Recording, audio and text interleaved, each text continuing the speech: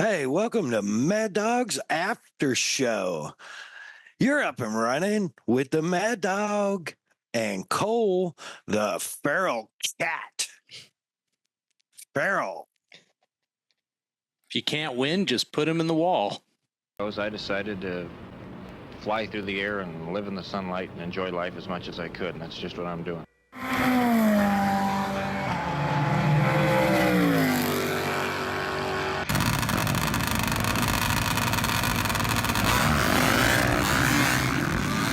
Okay, it's happening. Everybody stay calm. What's the procedure, everyone? What's the procedure? Stay calm! Wait.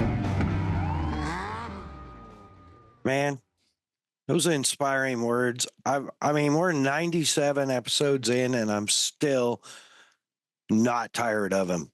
Incredible Evel Knievel, the original Daredevil, All-American, Patriot, sometimes not a great dude, but flying through the air, living in the sunlight, and enjoying life. Man, what a motto. Yeah, and we couldn't fly through the air or be a good dude or sometimes not a good dude if we didn't have our first responders. Absolutely. And also the brave men and women of our armed forces. Literally couldn't do this podcast without them. They protect our freedom of speech so we can go here and rabble about the things we want to rabble about. Yep, absolutely. And a special heartfelt shout out to the families of those in our military that gave all, the families of the MIA and KIA. Deep respect and prayers for y'all. Man, we need to get our sponsors and partners up to date with y'all. Of course, Kicker Performance Audio, Kicker Marine Audio, Kicker Real Marine Audio. Find them online, kicker.com, on Instagram at Kicker Audio, on Facebook, Kicker, every other Tuesday night, 7:30 Central, live on their TV show, Kicker Unmasked Live, on YouTube and Facebook. They just had a great episode about audio, snake oil, if you will. Thoroughly enjoyed it. J-Dub, Ern, and the crew do a great job. Tune in, check them out. Of course, Bomber Safety Eyewear, Bomber Floating Eyewear, Bomber Badass Eyewear, BomberEyewear.com, the only Mad Dog approved eyewear out there. Over 40 styles of frames. I don't even know how many styles of lenses. Everything you could possibly want. Look them up, BomberEyewear.com, or on Instagram at BomberEyewear. By the way, they float. Of course, our dude Cole at the Premix Podcast, our producer extraordinaire, doing all the button pushing and levering and stuff like that behind the scenes during the podcast, and sharing his passion for all things desert racing through the lens of a camera.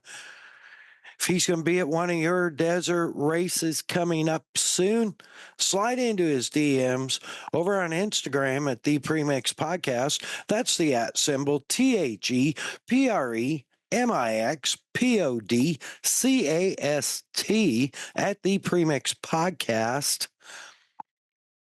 And hit him up. Get him lined out. He's also available for your MC and announcer needs, booking in 2025. Same deal. Slide into his DMs at the Premix Podcast on Instagram. Of course, Kelsey Morel Film. Find her on Instagram at Kelsey Morel Film. All your film needs, from pre-production planning to post-production, and everything in between, including still photo work and making beautiful videos for our YouTube channel over at Mad Dog Media of the hellacious mess we make on screen every week. With this podcast, she sorts it out, fixes it up, handles the audio, and gets us out there. We really appreciate it. Of course, Hey Geeks Marketing, taking care of all our social media templates, logos, stuff like that. For all your creative needs, social media needs, or website needs, yell Hey Geeks or find her online, heygeeks.com, or on Instagram at Hey Geeks Marketing. Man, while we're giving shout outs, I want to give a special shout out to my brother over at Valor Wheels, Mr. Brian Myers. Thank you for the hookup. You know what you did, buddy. I really appreciate your help. Dude, much love. Check them out, Valor Wheels. Fans and people who aren't fans. I don't really care. Our dude, Scottie Deubler. Welcome aboard. Welcome along for the ride. Man, it's good to be back on the ride. It's been a little bit, so it's good to see your face. I missed you at the first 4 rounds of Endurocross, and I think I missed you at a couple of rounds of flat track this year. So it's good to see you. Yeah, I've only got to see a couple rounds this year in flat track, and unfortunately not doing any of the Endurocross. And man, we're gonna get to that because I've been following, and holy cow, woo-wee. But first, we want to make sure and shout out Off the Groove podcast. Scottie's Definitely. podcast comes Thank you. out every Friday. Yeah. Go to Instagram and follow at Off the Groove TV. And make sure you tune in and listen, because he's always got insightful updates, some behind the scenes stuff. Obviously he's in the know and always working, so it's definitely worth a listen. And if you get tired of listening to me, Scottie's is only like 15 to 25 minutes long, so Well, it depends on if I have any guests on or not. But yeah, I just try to give the latest and results, breaking news, and one of my favorite segments is actually my stat of the week, and I just try to think of stuff that the normal everyday fan wouldn't even think of, or what's the biggest hottest stat right now?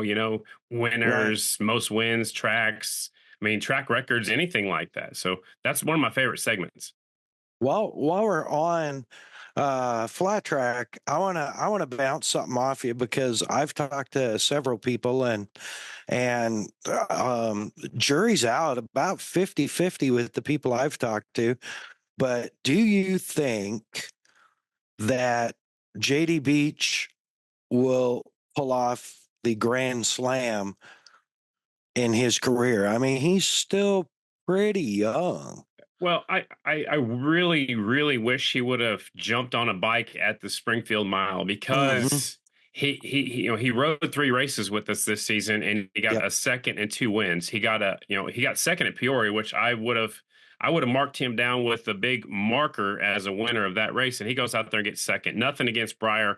Breyer just beat him that day, but I would have thought he would have won that one and not would have won Rapid City. So he won Rapid City, his first half-mile win, which was cool. So he had the momentum. He's on the momentum train. I really wish he would have got a chance to ride Springfield this year, because you're feeling it, and you shook off the cobwebs of not being on dirt for almost a full year. He was feeling good. I just wish he would have had the opportunity this year. That being said, with Indian gone, it's going to make it a little bit easier in the future. But will he get an opportunity to ride another top-notch bike like the Essence and Yamaha? That's the question, I guess. And I think he can do it. I think he's going to have to do it within the next couple of seasons. He is getting older. I mean, back in the day, flat trackers would make it all the way to their 40s. Right. Well, look at Jared Meese. He's leaving before he turns 40, or, getting close to it. So JD's got, I think, in the next 2 to 3 years, 1, 2, or 3 years, I think if he's going to do it, he needs to do it right now. Yeah. Interesting. I kind of feel the same way. I feel like maybe he's got a little more time, but I'm not as intelligent and in depth with the flat track community as you are. But there's not, I mean, and there's a side of me that honestly is a JD Beach fanboy. So I kind of like his just gunslinger approach. It seems like to anything. Like I've even when he's riding the Beamer at was it American GP? Is that what they call it now? Moto America. Moto America. Yeah. He's still got that MX. Like he brings parts in watching a couple of the races. He brings parts of flat track TT and MX with the body movement and stuff into Moto America, which is kind of Moto America, Moto GP. You see a lot of cookie cutter riders, if you will, anymore. Right. And it didn't used to be that way. I mean, when you go back to the days of like, Russell and Gobert and Taka, and I mean, those guys, Rainey, those guys, everybody had a different style. Everybody rode different, so Yeah. it's kind of nice to see. I don't know what the level of his particular bike is at Moto America. It's a 2-bike team, and his teammate seems to perform better. And I don't know if it's comfortability with the bike, if you will, or if it's a bike, B bike situation, because everybody will say, "Oh, those don't exist." If we have 2 riders, we have 2 A riders, and horseshit. Yeah. That's not always. Every bike's different. It doesn't matter Yeah. what sport. It doesn't matter, what you're racing. If you got a primary bike and you got a backup bike and they can be set up identical, shocks all the way down to the fork fluid. I mean, like they can be set up the same, but no matter what, there's characteristics that those bikes have, and every bike I've ridden rides different than the other one. I mean, they cannot be identical. There's just something that's a little bit different, whether it's a weld here or geometry or whatever. But and I'm not saying that JD's on a backup bike. I'm not saying that he's on a B bike either. Right. And maybe part of it is too that he hasn't been with that team very long. Maybe they're not getting it set up just the way he likes it. Or maybe the BMW just reacts so much different than what he's normally used to road racing. So I'm not giving up on him winning on that bike. I just think he needs a little bit more seat time, and I don't even know if he's got to deal with them, for next year. But on that note, Mad Dog, I thought it was so cool that they let him come race flat track for 3 rounds, and they didn't have to, and they took a risk. They're taking a chance because if he gets hurt racing flat track, that looks bad to their sponsors. But at the same time, it did shed light on him. He got a lot of eyeballs for what he did, especially live, or not live, but especially being on Fox, not on Fox Sports, not on FS1, not on FS2, but being on Fox. People, if they Google JD Beach, they're going to find out who he's road racing for. And maybe that's more eyeballs going to follow him as well. So I thought it was a win-win for them, but it was a huge risk for that road race team to let him ride flat track. And I'm grateful they did. Yeah, absolutely. And that's, I had thought about that when they announced. I'm like, that's pretty stand up of the team, especially because it's not even the same brand, right? I mean, they're a BMW team. Granted, it's 2 completely different disciplines, and BMW isn't involved that we know of yet in American flat track. But still, going back to his old team on a Yamaha, it's like you said, a big risk and ballsy move for them, but smart. Whoever made the decision should be patted on the back. And hindsight's 2020. If he crashed and broke his femur, he probably wouldn't get any pats on the back, right? But but no, it all worked out, and it again, a huge nod of the cap, tip of the cap, or whatever to that road race team for letting him do that. And there was rumors going around that he might even ride a BMW in that the adventure tracker class. That didn't come to fruition, but maybe it will in the future. And maybe, Yeah. maybe that team comes over to flat track. I mean, who knows? I mean, I'm Well, not spreading sure. any rumors, but it's a Right. possibility. Well, Estenson went to Moto America, right? Right. So, I Right. mean, they had a Yamaha over there. I don't know if they still do. I I don't know either. I only follow their flat track side, Yeah.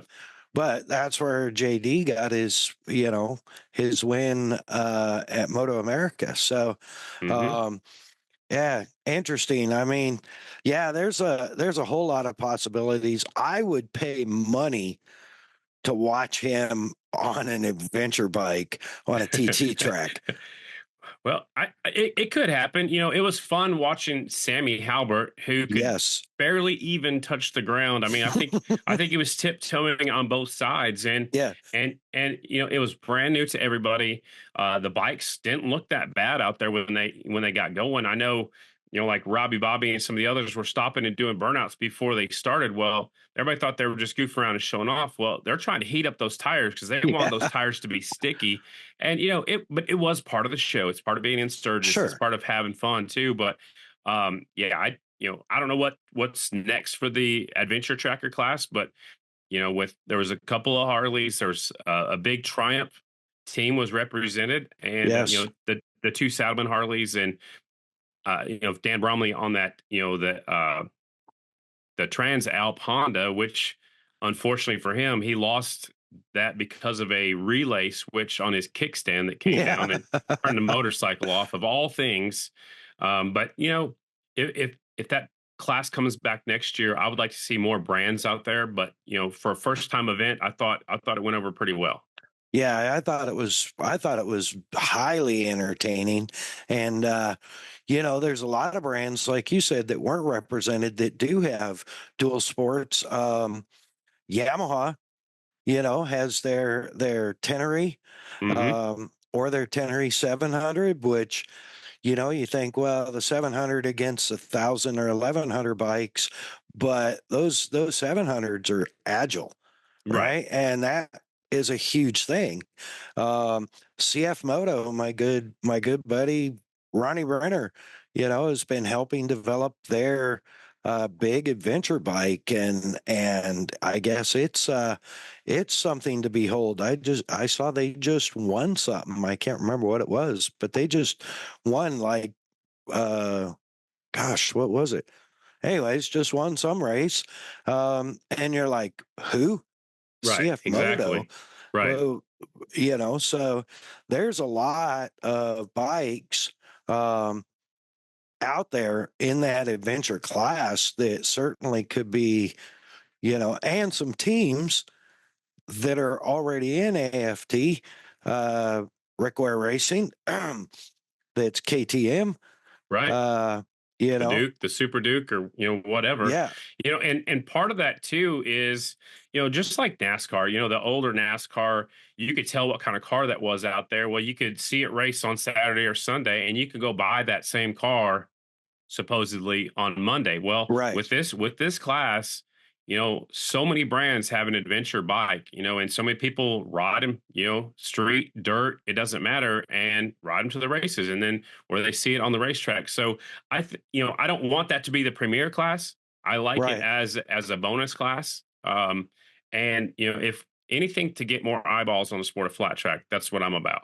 For sure. And I think AFT needs it. They don't run an amateur program, if you will.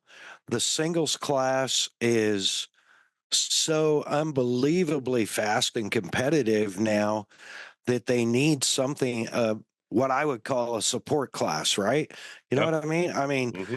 not trying to downgrade that class, but it is a support class. It's like, you know, like the NASCAR trucks. You know, they're Sure. they're a support class. They are a grow new riders, but they're a support class, and so, or the Indy Lights or whatever they call them now, same Sure. type of thing. So I think it would help the program, the entire AFT program, to have another class like that.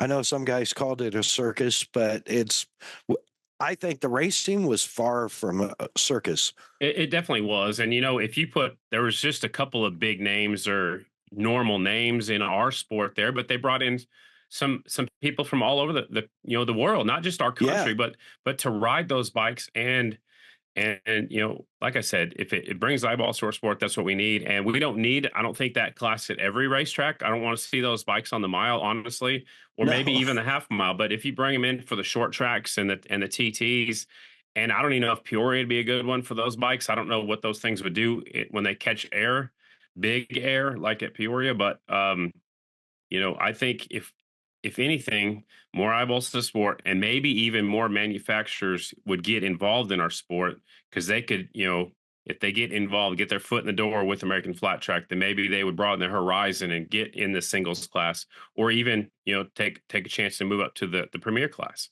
Yeah, absolutely. And I'm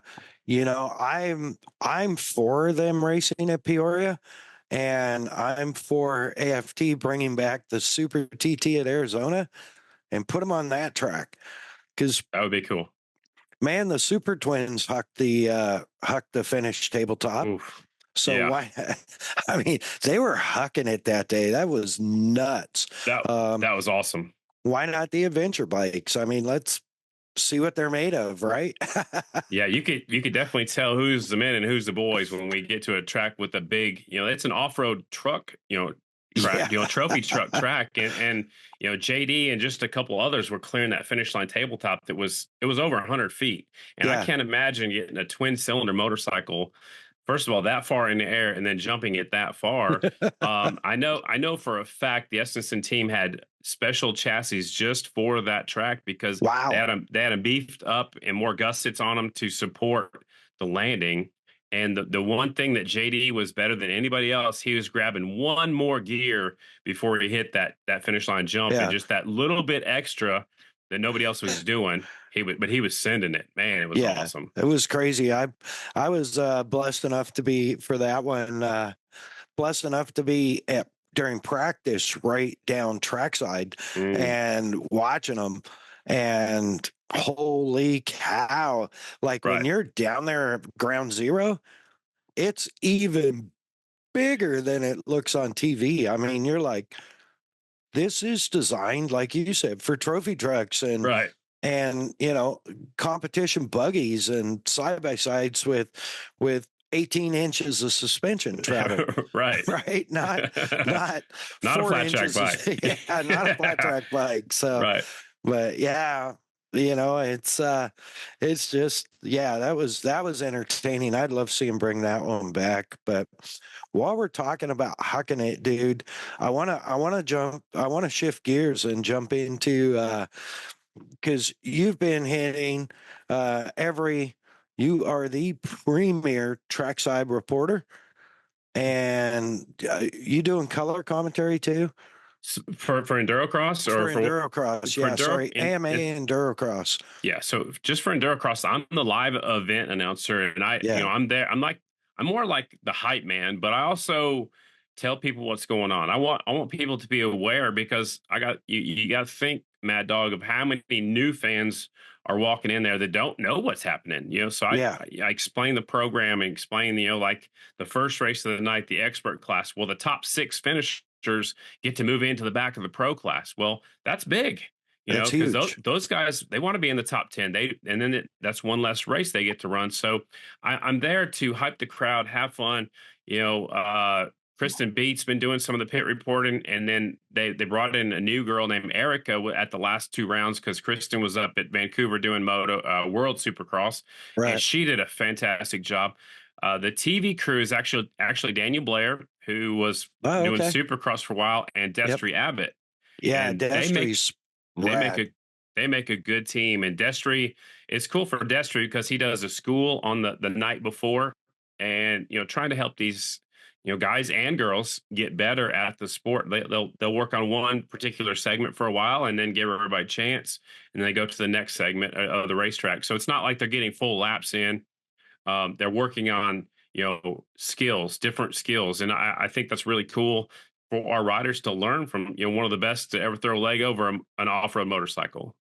Oh yeah, for sure. And on top of it, Destry's a great guy, a good friend. And it's funny when we had him on the show, Cole was just, he was struck because he's been a Destry Abbott fan forever, right? He Right. had he had Destry Abbott's poster on his wall when he was a kid. And so I called him out right off the get-go, Good. and which was good because he was able to get comfortable. A lot of jokes going around about KX 500s, and Cole's won a couple of number one plates down in California, AMA plates on the KX 500. So, at one point, I think him and Destry had gone off in KX 500 land, and I'm like, You're just listening. yeah, I was having a great time. But no, Destry's great and so technical. And of course I'd seen a bunch. I knew who he was. I've been a fan, but then the first Endurocross I ever went to, I think was in Denver, and he was racing in like the vet class, and he he was out there. It was incredible. I'll never forget it because he hole shot everybody, and by the second lap he had probably half a lap lead, Right. and went down in the wood pile.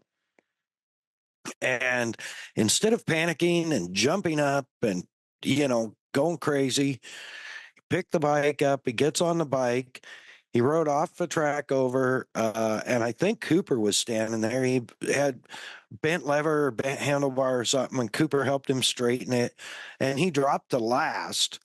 And dude, in I think a lap and a half, he was back in the lead. He was probably 5 seconds back, and he just put on a clinic. And it's like, I give him a hard time about that.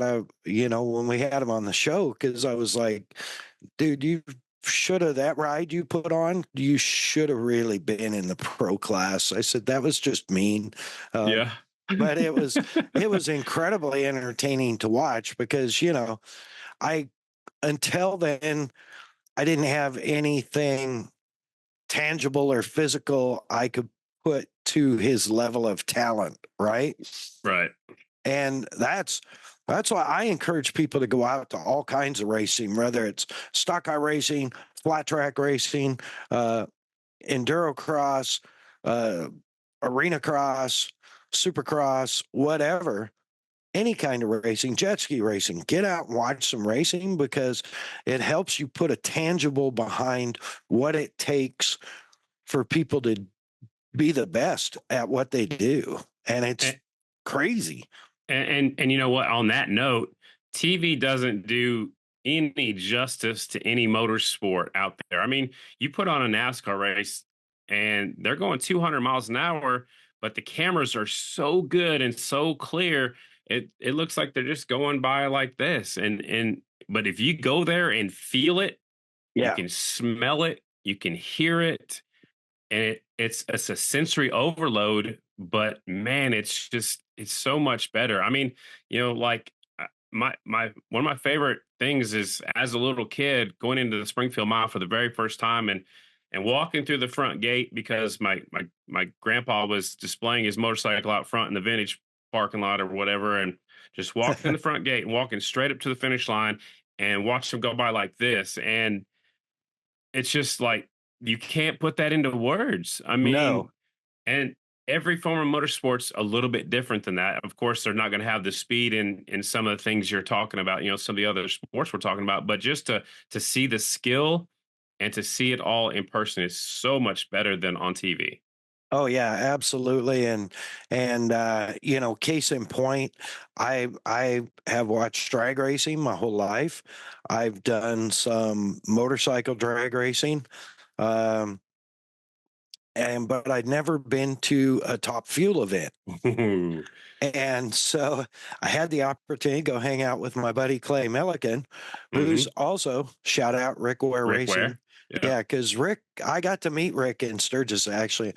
what a Okay. nice guy, Super cool. I thought he Yeah. was just rad. So, and I love Clay. Clay's just, one of the best guys ever out there. And so, anyway, I had the opportunity to go to the Vegas four wides, and we hung out in his pit, and just hung out there, and got up there, and one of his guys said, "Man, you need to be mid-track down for the first set of runs. Like, get out there." And because we were there for practice day or qualifying, and then the following day for all the eliminations.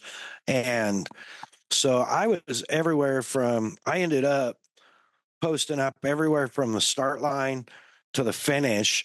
But like you said, TV doesn't do it justice at all. It's, Mm-mm. it's in your chest. I was so close at one point when they went by that it actually made me dizzy. And Yeah. you're never going to get that from TV, Nope, right? nope. So get out in person, folks. This is our plea. Get out to a motorsports event. Go to your local dirt track. Go to your local short track. Go to your local motocross track. Watch some live sports. Yeah, definitely. It's definitely worth it, and motorsports for sure. But, even a football game, because when you're watching any kind of sport, all you get to see what's on TV. But if you go Yep. there in person, you can turn your head left, you can turn your head right, you can see what's going on in the pits or in the parking lot, or, who knows, whatever, and yeah, just live stuff's so much better. But yeah, the Endurocross season kicked off. We've already got 4 rounds in the books, and Yeah. man, this is probably the most competitive season I've seen so far. Going into Idaho Falls, the top 7 in the points were on 7 different brands of motorcycles. Wow. And this is the crazy thing to me, not one single Japanese brand in those 7. Wow. Really? Yeah. I hadn't noticed that. Wow. I didn't even think about that. It's crazy. And then there's a new brand that I've never even heard of before this season started. And I feel like maybe it's because I'm old, or maybe it's because I don't like to read or whatever, but Rieju, Yeah. it's the Spanish-built motorcycle. Dominic Oshoi's riding it, and he's a Polish rider, but he's moved over to Spain to help develop this motorcycle. He went out there and won a moto on this bike, and then that's just one of the new storylines. You got Triumph back involved with Johnny Walker, which is a British brand motorcycle, and then Johnny Walker's from great, from the UK. That's a hell of a combination. Man, it's been exciting so far, and we still have a couple rounds to go. I noticed what was it in the first 2 races, that's 6 main events, they have 5 different winners. Is that right? That is correct.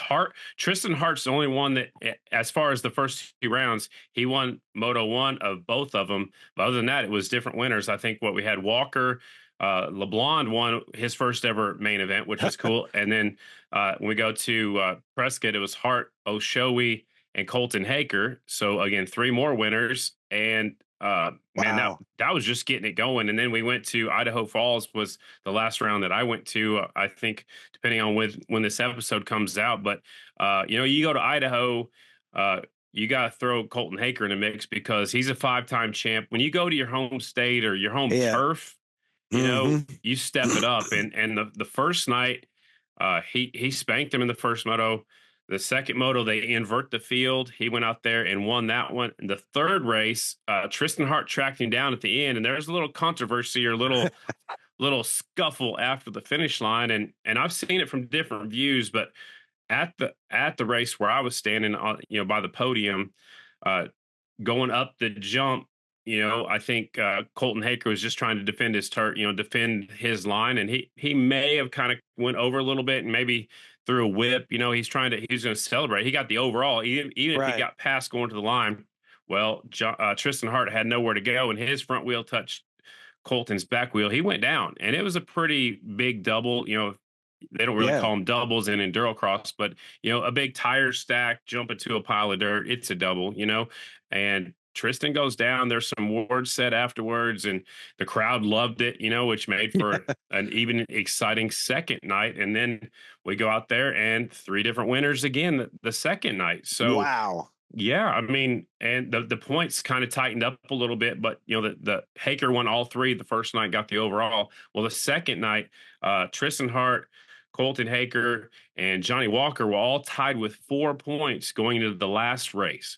If you have a Dang. 3-way tie going into that final moto, man, it made it so exciting. So basically, whoever wins out of those 3 gets the overall. Right. And it was really, really good. And Johnny Walker got the overall win on the Triumph. And he got out front.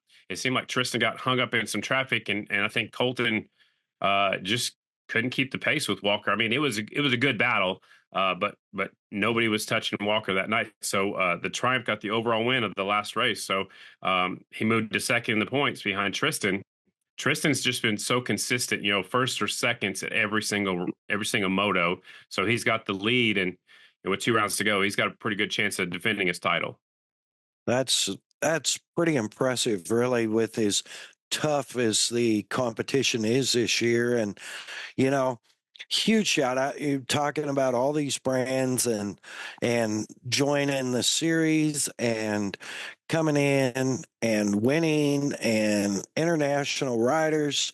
Man, huge shout out to Todd and his crew for really persevering and believing that Endurocross needs to exist, because those first couple of years that he brought it back, it was kind of lean. I mean, the coverage wasn't as good as it is now. And now, I will bet you have as many viewers in the US as you do internationally. It's always been huge internationally, but the US has been slow to follow suit, right? And at least that's the way I've seen it. And Yep. but now it's grown to the point you have all these OEMs involved, and the fan base is just growing like crazy all around the world. Yeah, the hard enduros and stuff like that are they're bigger overseas, but it's getting more popular over here. And again, you can go to a dealership, buy an off road bike. I know some of the guys are using motocross bikes, but get an off road bike and go racing. The top 10 going into round number 5.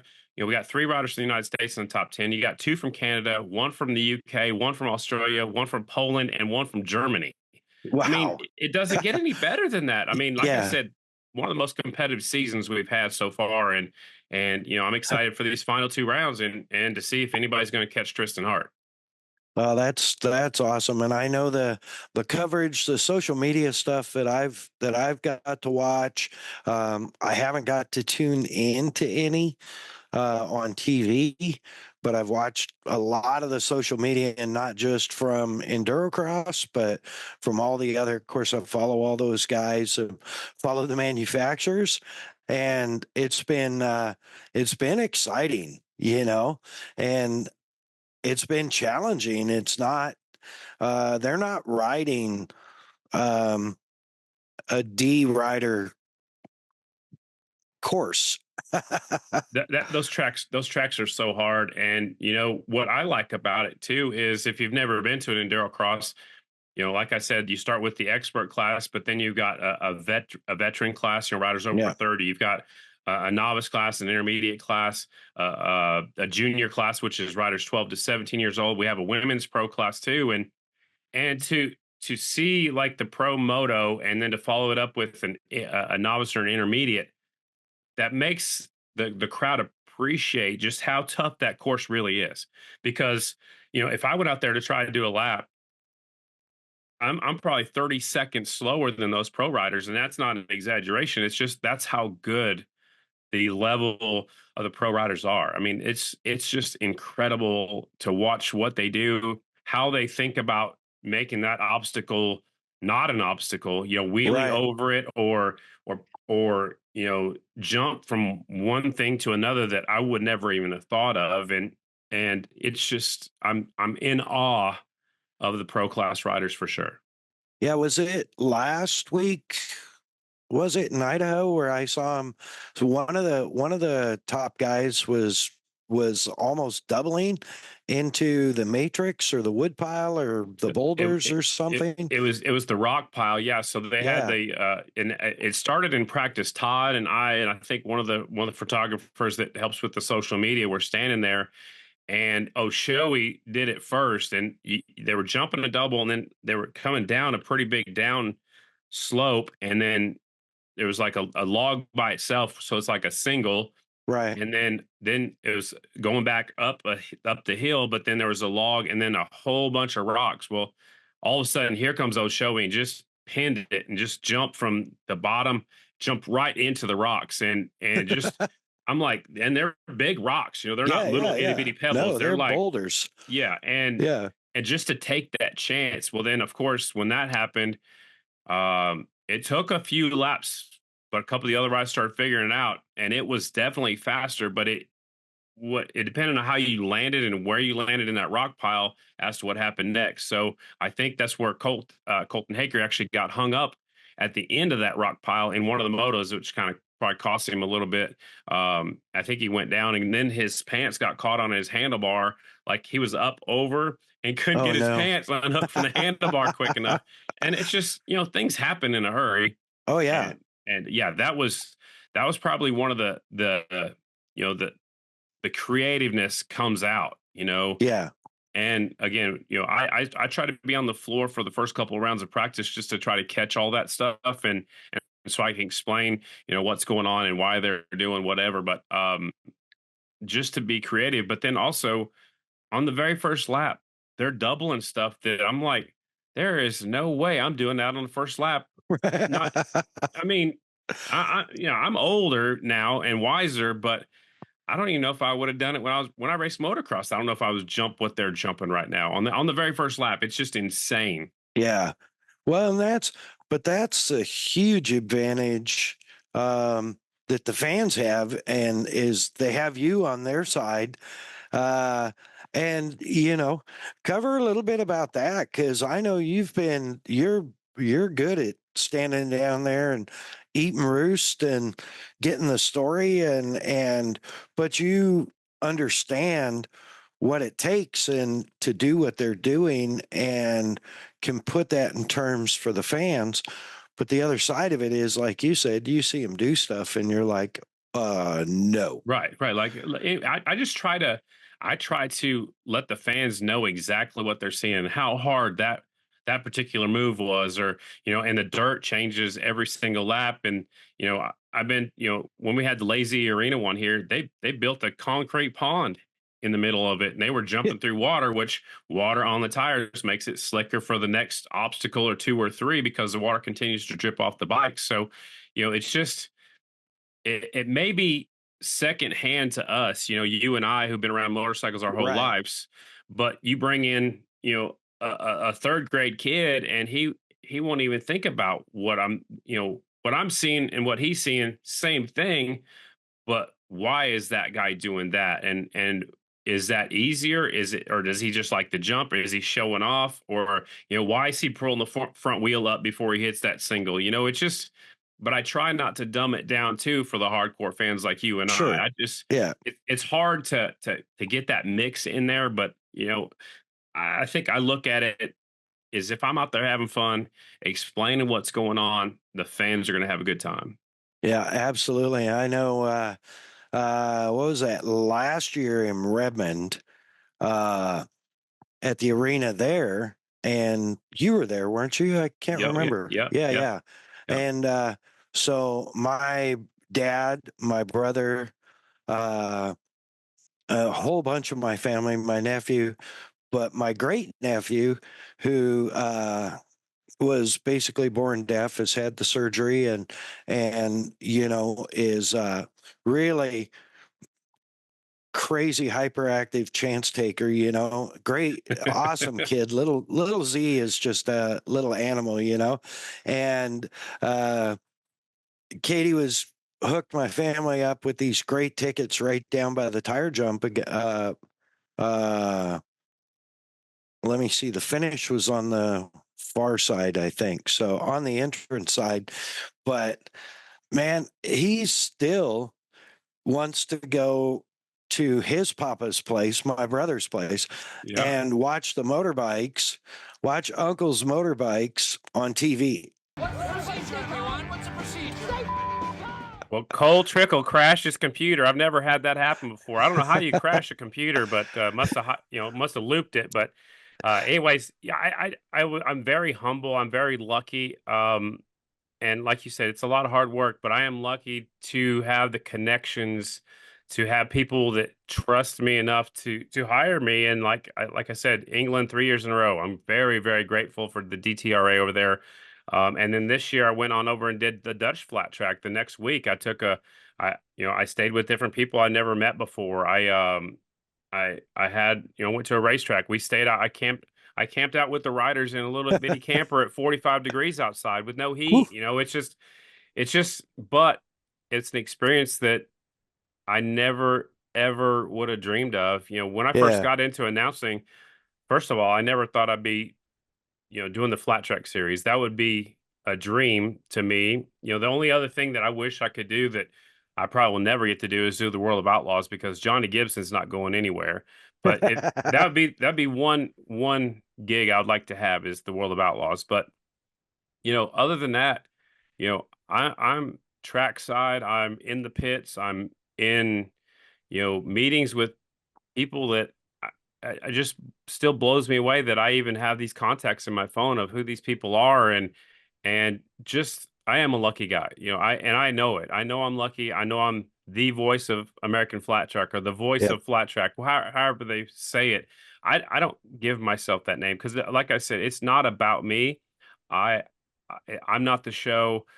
I'm maybe a small part of the show, to depending on which race and which show we're talking about. But I just go there and do my job, and try to be as informative as I can, and have fun, and like we talked about when we were talking about Endurocross, just have a blast, and bring my knowledge, and bring, I've been involved in motorcycles for 50 years, and just share what I know, even if it's a bit here or a piece here or whatever.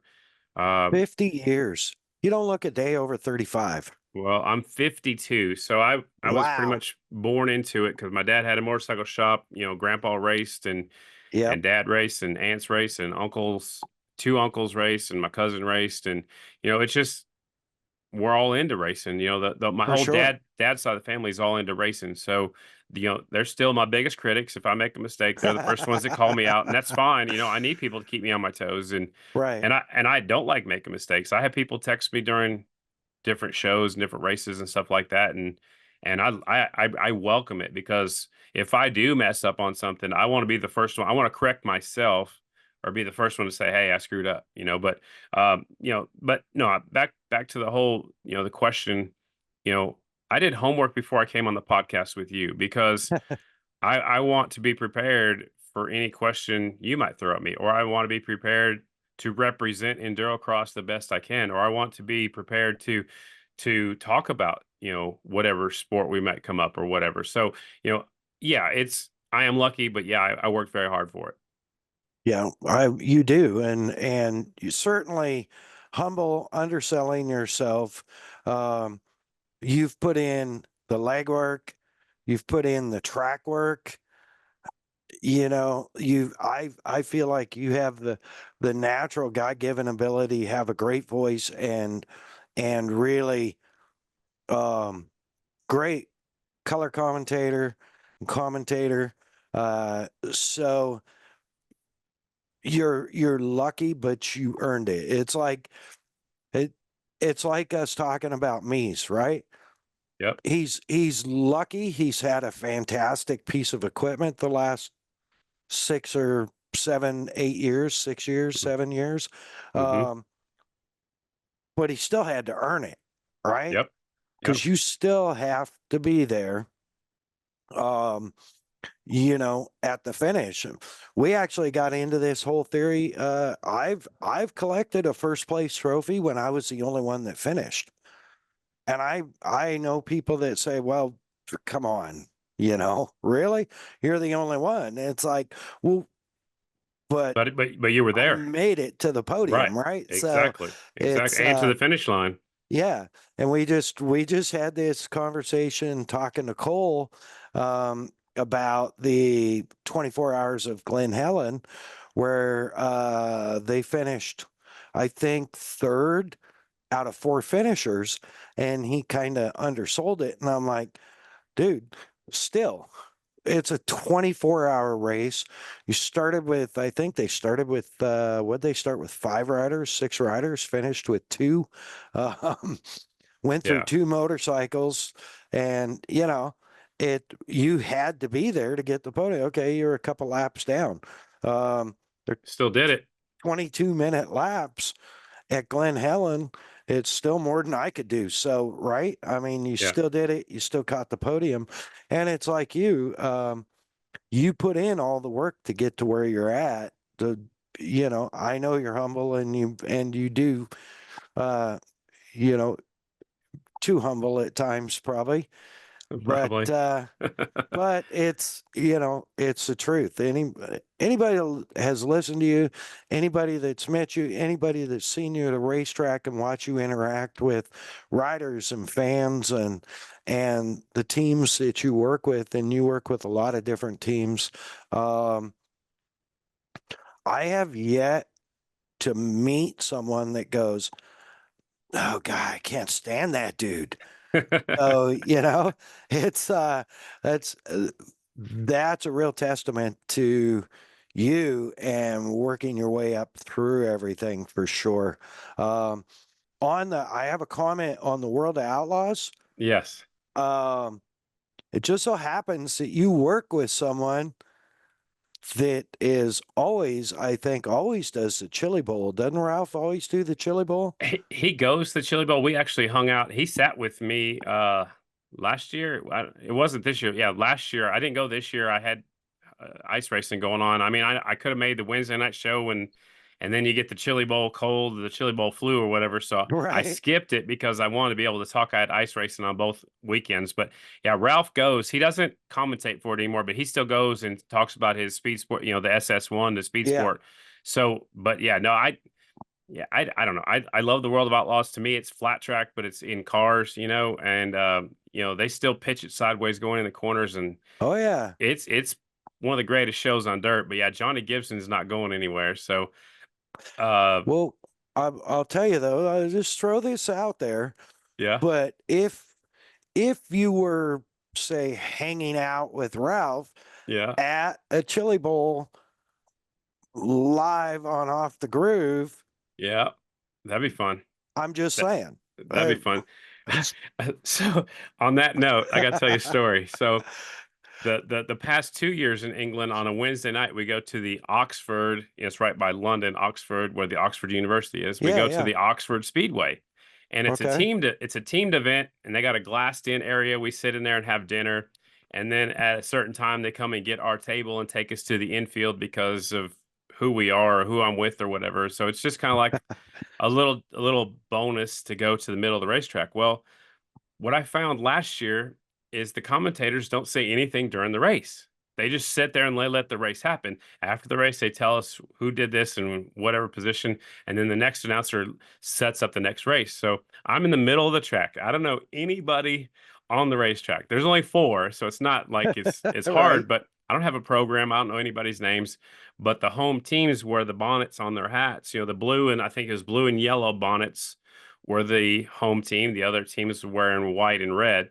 So I explained that, the home team, blah, blah, blah. I set it all up. Well, they recorded on Instagram Live on the DTRA Instagram. It's still posted on their page, but I announced a race and from the infield of the racetracks, we're turning around doing circles because it's a quarter mile, and Right.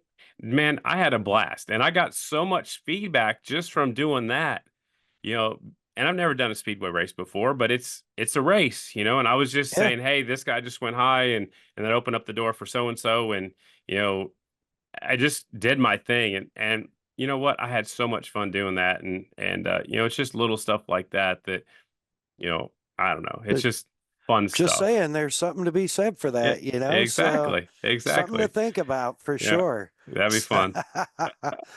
Yeah. I like it.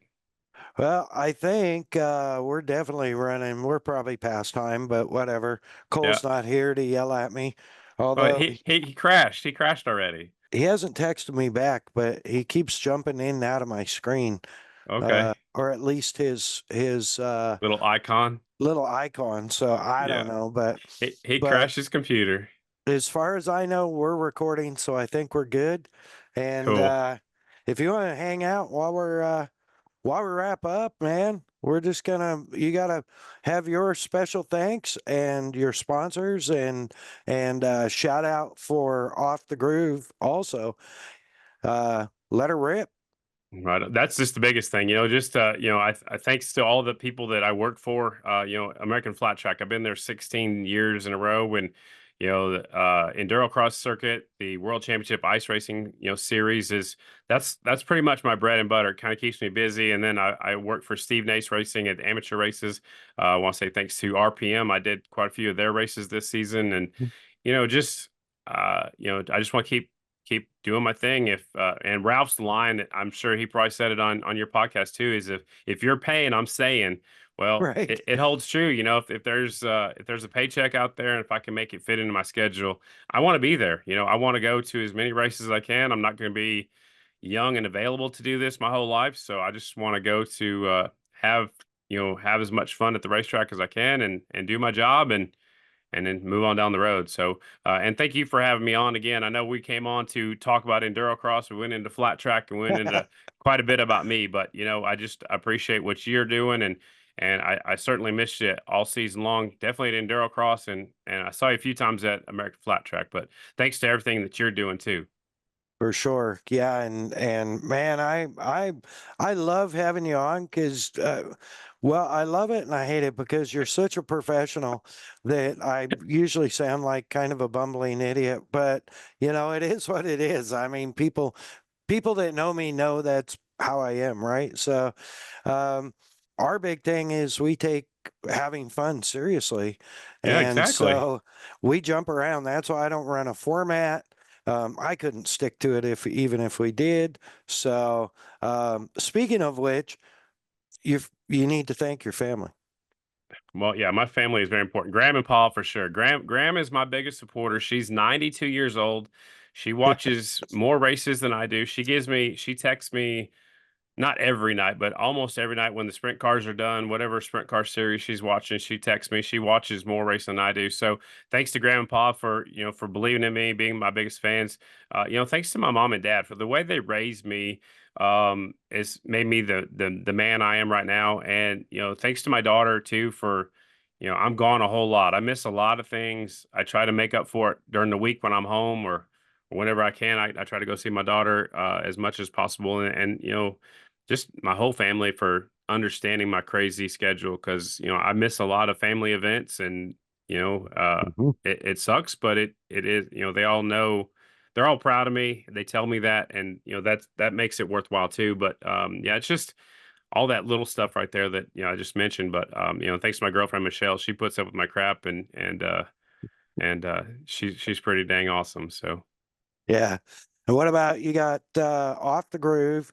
Find you on Instagram, the at symbol Off the Groove TV, all one word. yes, sir. Yep. And that's the biggest thing. And I do post on Facebook. I try to share the podcast on Facebook. I'm not a big Facebook user, but I'll get on there and just see what's going on here and there. But yeah, my biggest thing, my biggest social media, I guess, is probably Instagram. I do have my own Yep. personal at Scottie Deubler. But either one, follow me on there. I try to post Throwback Thursday stuff here and there. I mostly do that on my social medias and where I'm at. Like, I've been trying to do some like where's Scotty at instead of like where's Waldo. Yeah. Where's Yeah. Scotty Yeah. at? Just to try to have some fun stuff. And thanks to my patrons who sponsor the podcast, just people who support me and like me enough to help me out. I appreciate everybody and I appreciate all my listeners too. Yeah. Awesome. Awesome. Yeah, and it's always a pleasure to have you on. And we love Cole, even though, I'm an Android guy and a PC guy. So the Mac crash is you It's, know, he is just going, oh, he's gonna rip me so bad on this, and I yeah, am. It's gonna be yeah, fun. But Scotty, always love having you on. Thank you so much. right on.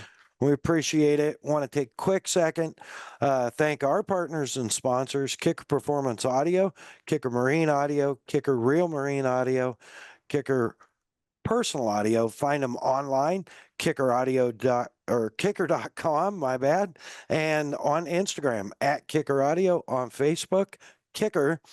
Every other Tuesday night live on their TV show Kicker Unmasked Live on YouTube and Facebook. Of course, Bomber Safety Eyewear, Bomber Floating Eyewear, Bomber Badass Eyewear.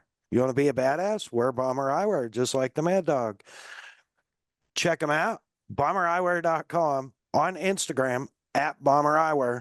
When you hit the cart and you got it loaded up, use that discount code MAddOG20, MAddOG20. Let them know the Mad Dog sent you. Of course, the Premix Podcast and our dude Cole sharing his love for all things desert racing through the lens of a camera. Man, hit him up on Instagram, the @ symbol, ThePremixPodcast.